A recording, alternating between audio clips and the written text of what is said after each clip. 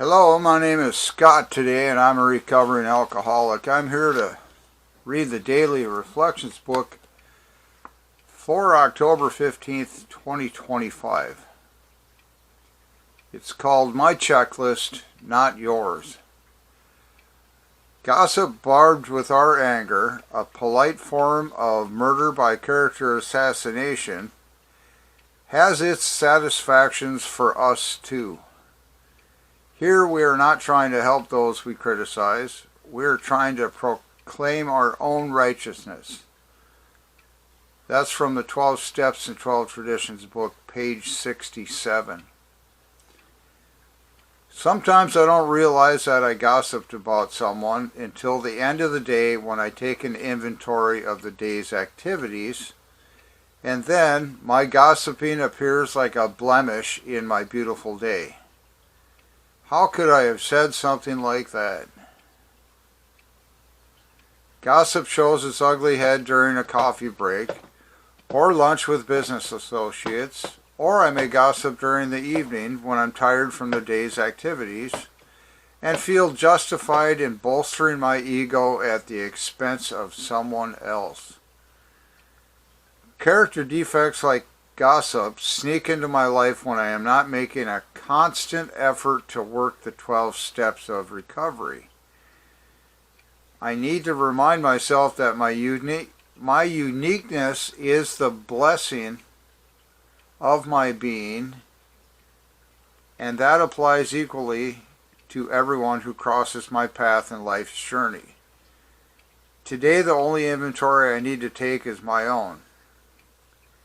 I'll leave judgment of others to the final judge, divine providence. Period. The end of the reading.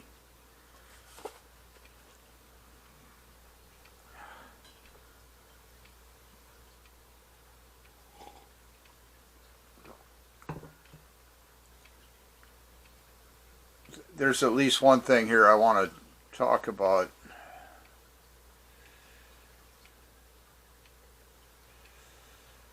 About criticizing people. Oh, at the beginning here, after it says, my checklist, not yours.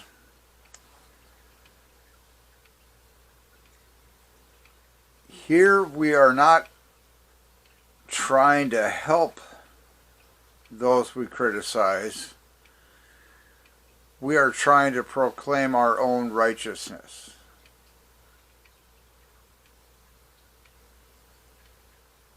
I think I was a lot like that. I had to give it a thought here that the proclaiming my own righteousness, I'm sure was part of the motive. Back when I drank and I go to work and people would send me their work for me to do my step to it. This is when I was a production spray painter kind of guy on on equipment. And I would find things that didn't meet my standards, and then I would have to redo the work or send it back. And I would just criticize these people right to their face in a very dark way. You know, because I was hungover almost every single day, or I was drunk. So, and then again here it says towards the second paragraph, character defects, or no, I'm sorry, I skipped way too far ahead. Right in the top of the first paragraph, sometimes I don't realize that I gossiped about someone until the end of the day. And I was just thinking to myself, it's been a very long time since I've been gossiping about anybody, and that might only be in the past 10 years or so. I don't gossip about people in AA, but other people. You know, probably in the Bible it says something wrong about gossiping, that we shouldn't be doing it for whatever reason it says, and I started to take note of that about 10 years ago. But it's I said probably it's probably wrong to even be gossiping about strangers. Here, for a while I had a roommate, and he worked, I worked, I'd be out, whatever, I'd be out driving at some point during the day, and so would this other person. And then both of us would be habitating in the same building, and it was just sure to come up. One of us would say something about a driver we encountered on the road. That's probably gossip. I know one thing. Here we are not trying to help those we criticize. I wasn't trying to do that. Sometimes I don't realize that I gossiped about someone until the end of the day, when I take an inventory of the day's activities, and then my gossiping appears like a blemish in my beautiful day. So, just for the sake of our own peace of mind, our own serenity, and being able to, well, let me just for those two things, peace of mind and serenity, a daily inventory.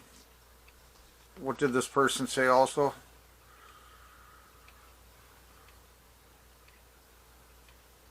Here, I didn't understand this. Maybe, doing the daily inventory just for peace of mind and serenity is a good idea. Not to mention, it might stop you from drinking. Because character defects like gossip sneak into my life when I am not making a constant effort to work the 12 steps of recovery. This is the part I didn't understand. I need to remind myself that my uniqueness is the blessing of my being, and that applies equally to everyone who crosses my path in life's journey. I think I get it now, that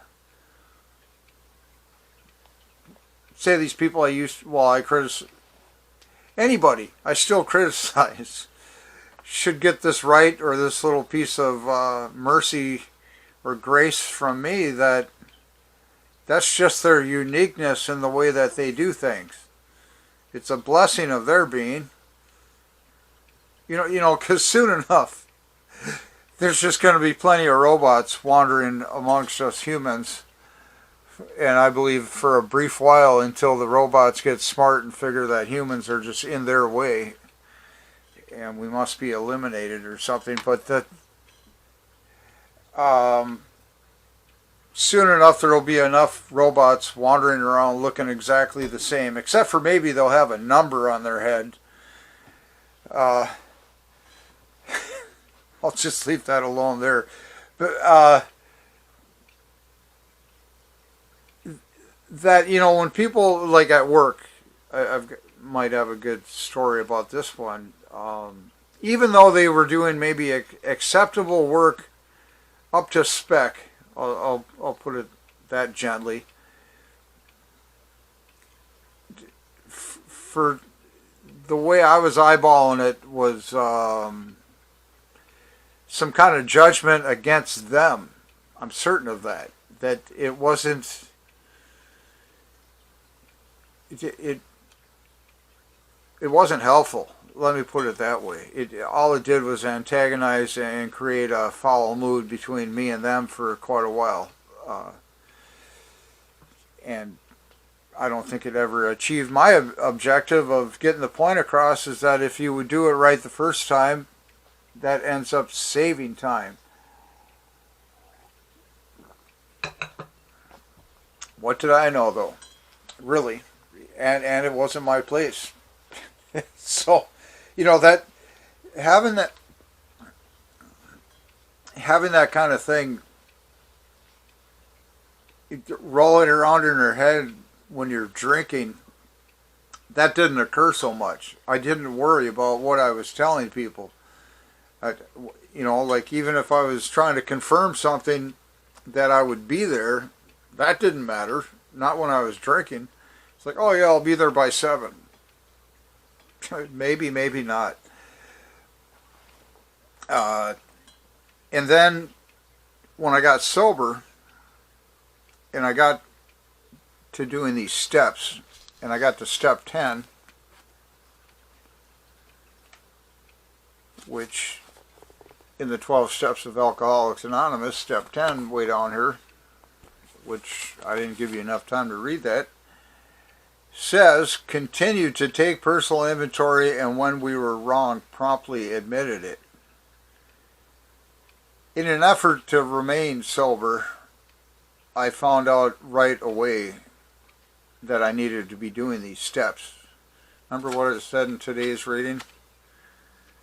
Something about constant character defects like gossip sneak into my life when I am not making a constant effort to work the 12 steps of recovery.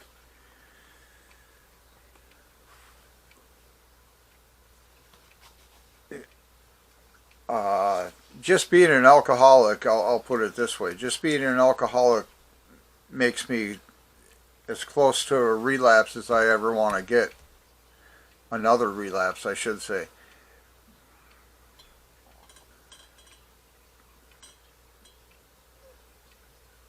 Having something like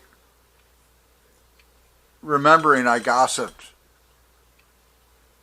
against somebody, let's say, in a very harsh, critical way, didn't matter much to me when I was drinking. Not much bothered me other than getting a fix for the day, I guess. So once I got sober and was informed, guided, suggested to be doing these 12 steps, and I got down to step 10 after, I don't think I have time to give you the whole story here, but it took me about, well actually it won't take that long. I wasn't listening to anybody. I wasn't drinking and I wasn't listening to anybody, and I didn't have a sponsor for like the first 2 years in the AA program the second time around. And I kept hearing these steps are in order for a reason and we should do them or try and accomplish them or meet their goal in some kind of order also, in a sequential order. Do step 1 first. Are you sure that you've done that fully and sincerely and to the best of your ability and honestly? And then look at the next step and see if you're ready to do that step, and then do that step and make sure that you were sincere and it was honestly done, and you really have grasped it to the best of your ability and you're ready to move on to the next one, then and so forth. And I just didn't like that at all. Right away, what did I have? Came to believe that a power greater than ourselves could restore us to sanity. I wouldn't listen to that. I just skipped that. It's like, nope, not doing step 2. Let's go to step 3. Made a decision to turn our will and life. Nope, not doing that one either, because I don't know who God is, where he lives, what his address, phone number, whatever. I don't know how to skip in that one too. So made a search in your fear. Okay, I'll do this one. I'll search for some kind of flaw I might have, but not really hard. It's not going to be a fearless search. So that's kind of the way I went through these steps. And after about 2 years, I found out how much I had missed and why I was still, well, maybe not why yet, but I found out I was still absolutely miserable, and all I had done was remove the alcohol from my life, and I still had the ism. So we suffer from alcoholism, and then sometimes we just remove the alcohol and we're stuck with the ism, and that you can stick ism on the end of like any behavior kind of thing, and that's anyhow. Why did I bring that up? Oh, by the time I got to step 10,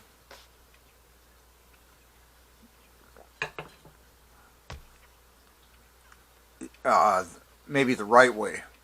After fully doing the first 9 steps, honestly, sincerely, and to the best of my ability, and not just once either. I've That's another wonderful thing about this program, and I say that in all honesty. A wonderful aspect of this program is that what I thought at the beginning was, okay, do these steps. Well, let's see, sitting in a drunk tank somewhere or something like that, or leaving the courtroom, say, and I've got some directive from a judge telling me to straighten up and fly right, whatever they say, I forget now, but something like you need to attend a bunch of Alcoholics Anonymous meetings. I know this was like for a licensing requirement, at least for a driver's license in our state. They would revoke your privileges or suspend them or something. Not an outright termination. And then, just like I'm saying, you'd leave the courtroom, but before you left, the judge would let you know that you're not getting a license back, or your privilege to drive reinstated until you complete a said number of like Alcoholics Anonymous meetings. So take this slip, drag it down there, get it signed by the guys, and then bring it back and show it to your probation officer and all of that kind of. Why did I bring all that up?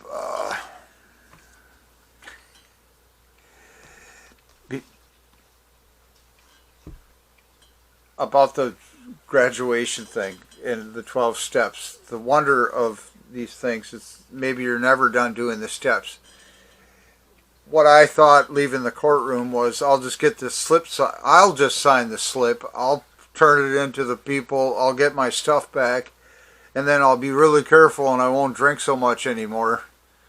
That was like the first time around in this whole thing.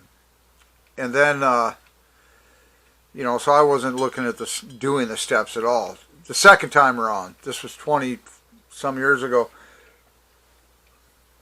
I took it a lot more seriously for the desperation I was in, understanding how much damage I'd caused myself and how absolutely critical it was for me to not drink if I wanted to live.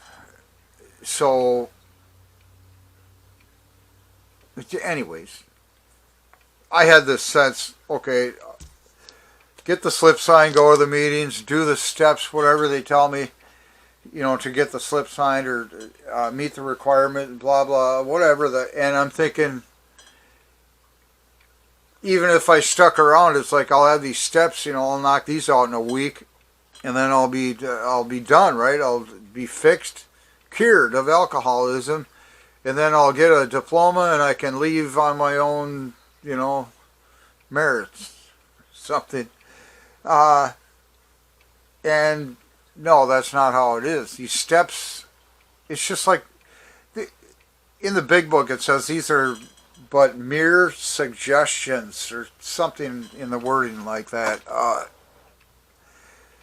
Because what happens is that when I get in a tough spot these days, I understand something about the steps that it's like, oh, you know what? This is like a step 5 moment or something like that. This is one of these things. It's usually something I've left undone.